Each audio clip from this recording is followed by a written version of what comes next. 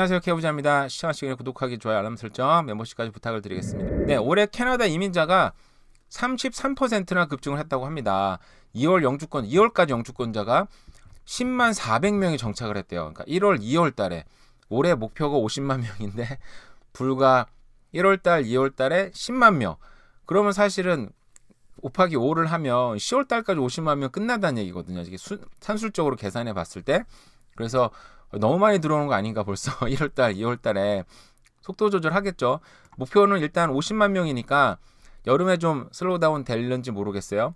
근데 지금 벌써 5월 달입니다. 그죠? 이제 이 통계는 1월 달, 2월 달 것만 나왔는데 실제로 봤을 때 벌써 5월이니까 3월, 4월까지 합하면 정말 한 20만 명 들어온 건가요, 벌써? 이러니까 정말 렌트가 난리가 나는 거죠, 지금 세상에. 그냥 가만히만 있어도 렌트가 사실은 지금 공급이 수요를 못 따라가는 상황인데 요게 지금 이 정도로 이민자들이 밀려 들어오고 있으니까 렌트가 너무너무 어렵고, 그러니까 이제 어떻게 보면 현재 지금 집을 갖고 계신 분들, 그 집을 좀 렌트를 줄 수 있는 사람들 같은 경우에는 좀 더 이제 집을 활용도가 높아지는 거겠죠. 그런 집들을 갖고 있는 사람도 어떻게 보면 이제 자산 시장에서는 굉장히 이제 기득권이 되는 거죠. 이런 걸 팔고 또 다른 걸 구상할 수 있으니까. 그리고 캐나다는 정말 이민하자마자, 이민되기 전부터 정말 집을 살 거를 궁리를 해서 이민되자마자 집을 사면은 굉장히 잘한 거죠, 지금까지는. 근데 물론 이게 앞으로는 어떻게 될지 모르겠습니다만 지금까지 굉장히 잘한 거고, 물론 지금 경제가 좀 어려워진다 얘기는 하긴 하지만 실질적으로는 앞으로도 지금 캐나다 인구는 2배가 된다는 건 통계청에서 큰 무리 없게 될 것 같다고 얘기를 했어요. 그죠? 그러면 우리 다음 시대까지는 아마 그런 추세는 계속 이어지지 않을까라는 생각이 드네요. 자, 신규 이민자들 중에 무려 41%가 온타리오주에 정착을 했고요. 그리고 BC주에는 17%, 알버타주가 12%를 차지했다고 합니다. 근데 이제 여기서 이민자들 중에 온타리오에 갔다가 또 BC주에 갔다가 알버타주로 또 많이 가죠. 그리고 사스카츄안주하고 매니토바주 중부지방에 105%, 90%가 증가를 했고, 이민자들이. 그리고 대서양 연안주인 뉴펀들랜드도 이민자가 159%나 증가했다고 합니다. 그러니까 결국은 이제 그 BC주나 온타리오주 왔다가 깜짝 놀라는 거죠. 렌트비가, 그죠? 여기 렌트비 웬만하면 막 정말 최소 거의 2,000불 가까이 막 내야 되잖아요. 싼 게 1,500불? 정말 방 하나 겨우 하는 게 막 1,000불 막 요런 상황이다 보니까 여기서 너무 당연한 건데, 저도 처음에 이민 딱 와가지고 월세를 한 1,300불이가 낸 것 같아요, 캘거리에서. 너무 놀랐죠. 그때 당시에 130만 원 월세 낸다 그러면 한국에서는 대저택을 막 렌트라는 그런 느낌이잖아요. 그래서 부자도 아닌데 어떻게 이렇게 살지? 근데 어쨌든 결국 살아서 이민이 됐습니다만 놀라운 거죠. 숙박, 푸드 서비스가 16만 6,800개로 빈 일자리들이 인력난이 심하다고 합니다. 이래서 자꾸 이민자를 받는다 얘기는 하긴 하는데, 그죠? 경기를 좀 부양해야 되는 부분도 있고, 이민자 하나가 지금 엄청나게 들어오고 있다 생각하시면 될 것 같고요. 그러니까 어제 얘기했던 캐나다 임대주택 입주 하늘의 별 따기, 이민자 이렇게 많으니 어려운 거죠. 기존에 있는 우리 이민자들도 있는데, 오늘은 모기지 공사에서 내놓은 하우징 마켓 아웃룩입니다. 전체적인 전국을 커버하는 리포트가 엊그제 발표가 됐어요. 그래서 어제 하려고 했다가 시간이 없어서 못 했는데, 일단 모기지 공사에서 나오는 발표는 조금 보수적이긴 합니다. 근데 어쨌든 이제 어떤 전국 단위를 커버를 하고요. 그리고 각 도시별로 다 커버를 합니다. 이거는 제가 한번 링크를 한번 올릴 테니까 모든 지역에 계신 분들, 각 지역에 계신 분들 한번 읽어보시면 이런 정도로 흐름이 있구나라고 이해를 하시면 좋을 것 같아요. 자, 먼저는 내셔널 오버뷰입니다. 전국에는 이제 어떤 정도의 느낌이 있는가 보시면, weaker economic growth and higher mortgage rate continue to slow the economy in 2023. 자, 이제 경기 침체가 앞에 오고 있고요. 그리고 모기지 레이트가 좀 이자율이 높다 보니까 2023년에는 슬로우 다운 될 거다. 이게 전체적인 그런 전망입니다. 그죠? 그래서 이런 것들이 2024년에는 굉장히 반등세가 이루어질 수 있다라는 게 이제 전체적인 관점이긴 해요. 근데 각 도시별로는 조금 얘기가 다르니까 도시별로 한번 얘기를 들어보도록 하겠습니다. 자, 밴쿠버 먼저 시작을 하도록 하겠습니다. 자, 가격은 롱텀 런에서는 계속 이제 부동산 가격은 올라갈 거다. 조정기에도 불구하고 롱텀 뷰로 봤을 때는 분명히 계속 올라갈 거다라고 얘기는 했어요. 물론 지금 2, 3, 4월 달에 상당한 반등을 이뤄냈지만 앞으로 좀 떨어지더라도 전체적인 뷰로는 들락날락하겠지만 어쨌든 상승할 것 같다라는 게 관측이고요. 그리고 이제 신규 주택은 좀 떨어질 거다. 어제도 제가 말씀드리긴 했는데 뭐 비용 상승이나 아니면 이제 자재 비용이 상승했고 인건비도 올라가다 보니까 이제 그 새로운 집을 짓는 건 좀 떨어졌죠. 근데 이게 이런 것들이 장기적으로 보면 또 가격 상승의 요인이 되는 거죠. 그만큼 공급이 없으니까. 그래서 렌탈 수요는 계속 올라가고 있는데 하우스 가격이 워낙 비싸다 보니까 렌트를 하고 싶지 않더라도 어쩔 수 없이 렌트하는 사람들이 있고 그것 때문에 렌트 가격은 계속 밀어 올려질 것 같다라고 얘기는 했습니다. 그리고 밴쿠버 시장의 특징은 포텐셜 바이어, 집을 구매하려는 그 세력, 그 힘들은 굉장히 있고 사고 싶어하고 가격이 좀만 떨어지면 내가 사야지라고 맘먹은 사람들이 굉장히 많이 있지만 여전히 홈 오너십, 그러니까 집을 구매하는 거에서 괴리감이 확실히 있다라고 얘기를 했어요. 그러니까 집값이 사실은 굉장히 너무 비싸다는 거죠. 그러다 보니까 집을 사고 싶어도 사지 못하는 아직 그런 바이어, 포텐셜 바이어들이 많은 시장이 밴쿠버 시장으로 정의를 한 것 같고요.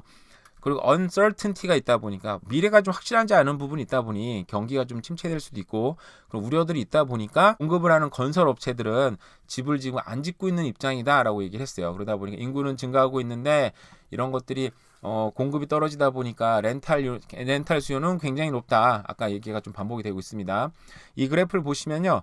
보면 typical loan size based on the single full-time income입니다. 그러니까 한 명이 돈을 벌었을 때 내가 돈 얼마나 빌릴 수 있는가 이거 뭐 각자 개인이 다르니까 근데 중요한 건 이겁니다. 팬데믹 이후에 이자율이 떨어지면 엄청 올랐다가 급격하게 떨어졌다가 2022년 그러니까 작년 4분기 때 최저점을 찍고 이때까지 이자율이 계속 올랐잖아요. 이자율이 이제 멈추다 보니까 고정 이자율은 떨어지다 보니까 그래서 개인들이 받을 수 있는 론 크기는 이제 우리가 요 위치에 있는 거 2023년 있잖아요. 요 위치에서 점점 증가 2024년, 2025년까지는 계속 증가할 것으로 보고 있습니다. 그래서 모기지공사 아마 여기에 맞춰서 2024년에 반등이 있고 그 반등이 2025년까지 계속 집값 반등이 이어질 것 같다라고 예측을 한 것 같아요. 캘거리도 한번 보도록 하겠습니다. 자, 캘거리는 2022년에 굉장히 뜨거웠던 마켓이 좀 이지 됐었는데 지금 좀 쿨다운 됐는데 2023년에도 좀 마찬가지일 것 같다. 렌탈 마켓은 굉장히 강했는데 렌탈 마켓도 약간은 식을 것 같다 얘기했습니다. 렌트비는 계속 올라가고 그리고 베이컨시 공실률이 떨어지다 보니까 이제 렌탈 마켓 어포더빌리티 그러니까 이 무작정 올릴 수는 없잖아요. 사람들이 렌탈할 수 있는 그 비용이 어느 정도 있을 테니까.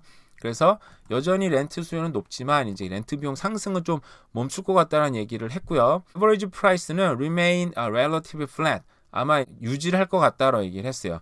왜냐하면 sale activity는 to be lower. 세일즈는 조금 더 줄을 것 같아서 가격은 그렇게 상승은 없을 것 같다라고 얘기를 했고요.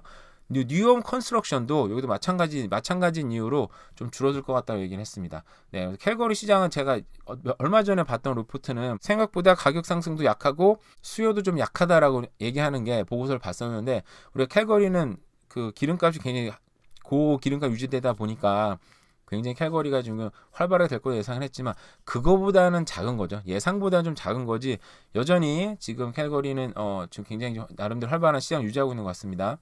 전국 단위 리포트가 다 있기 때문에 뭐 한번 다 보시면 좋을 것 같고요. 오늘은 제가 이제 토론토까지 보도록 하겠습니다. 자, 토론토 시장의 새로운 그 하우징 건설도 2023년에는 이제 떨어졌다. 근데 이게 2024년과 2025년에는 그 새로운 신규 주택 공사들이 많이 늘어날 것 같고 그리고 평균 프라이스는 2023년에는 떨어질 것 같다. 뭐 다른 지역이랑 얼추 비슷하죠. 그죠? 그리고 2024년과 2025년에는 여전히 상승할 것 같다.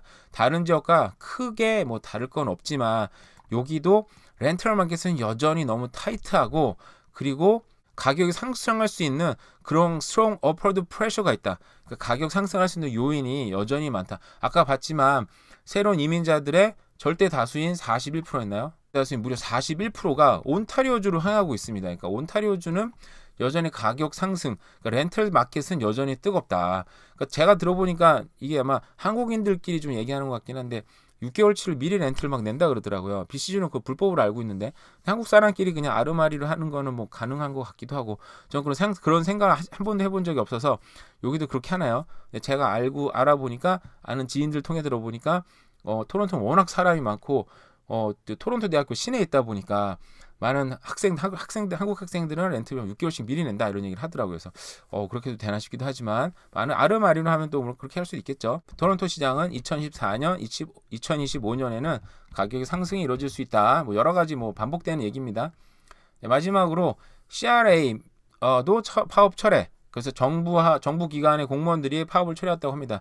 제가 이제 중요한 건 이겁니다. 국세청 직원들이 무려 4년 동안 12.6%의 임금 인상을 이뤄냈다고 합니다. 아, 이거 대단하지 않아요? 세상에. 원래 여기 다니는 직원들 연봉이 꽤 높은 걸로 알고 있는데 최소한 7만 원, 8만 원 되지 않나요? 그죠? 근데 거기서 12%면 거의 6,000불, 7,000불이 더 오르는 거예요. 그래서 야, 역시 공부를 잘해서 저런 좋은 직장을 갖는 것도 인생 사는데 되게 중요한 일이구나라는 생각이 듭니다. 이렇게 국세청이나 뭐 전문직은 아니지만 어쨌든 좋은 이렇게 공무원 자리를 잡는 것도 인생 사는데 굉장히 도움이 많이 되겠다는 생각이 듭니다. 원래 제가 알기로는 공무원들이 베네핏도 굉장히 좋고 그리고 아플 때 이제 시콜 때리는 것도 굉장히 관대하고 그래서 옛날 자료 보니까 공무원들이 이렇게 아파서 쉬는 게 정말 높더라고요. 비율이 딴 데보다 막 3배, 4배가 높아요. 그래서 그때 국회의원도 공무원들이 이렇게 아픈 사람이 많냐고 아픈 사람은 공무원 하냐고 막 뭐라 그랬던 기억이 나는데 네, 이렇게 좋은 직장이 있고 베너핏이 좋으니까 서로 그렇게 관대해야 자기도 쉴 수 있는 거잖아요. 그죠? 그래서 무려 12.6%나 임금 인상을 이뤄냈다고 합니다. 아, 부럽네요. 저도 개인적으로 우리 직장에서 뭐 간호사들 월급 올려준다고 하는데 얼마가 될지도 얘기도 안 해주고 뭐 정말 몇십 센트 이렇게 꼭 얘기하면 몇십 센트 올려주더라고요. 그래서 오르는 것도 아니고 그래도 안 오르는 것보다 낫긴 하지만 얼마가 될까 좀 기대되긴 하지만 네, 그렇습니다. 네, 공부 열심히 해서 뭐 장사를 열심히 하는 것도 좋고 또 좋은 직장 잡는 것도 이민생활에 참 도움이 많이 되는 것 같아요. 오늘 하루도 좋은 하루 보내세요. 감사합니다.